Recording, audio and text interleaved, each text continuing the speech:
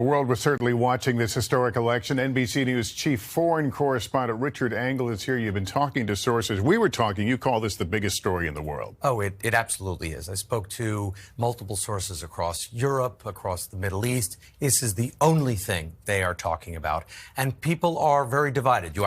They either love President Trump or they hate him. And I think today people are trying to figure out, can they work with him? How can they work with him? But it's not that everybody hates him. As I was saying, there are certain countries in the world, particularly Saudi Arabia, United Arab Emirates, Russia, all very pleased. And we saw positive comments welcoming him, and they believe that President Trump can help their agendas. In Western Europe, there are people who are very concerned about Trump, very concerned that he's not a supporter of NATO, worried that he's undermining global democracy. Israel, there's a war in Gaza. There's a war in Gaza.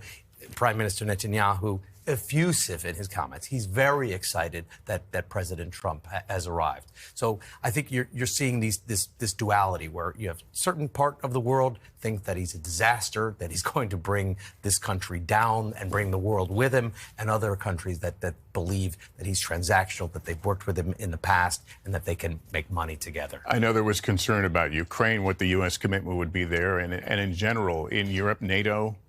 I think the war in Ukraine, as we've known it, is probably over at this stage.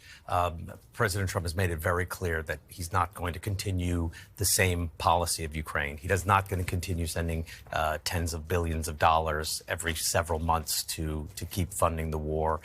And Ukrainians are starting to come to terms with that. So I think the war in Ukraine is probably going to be forced into some sort of peace agreement. All right, Richard, thanks very much. Good to have you stateside. Thanks for watching. Stay updated about breaking news and top stories on the NBC News app or follow us on social media.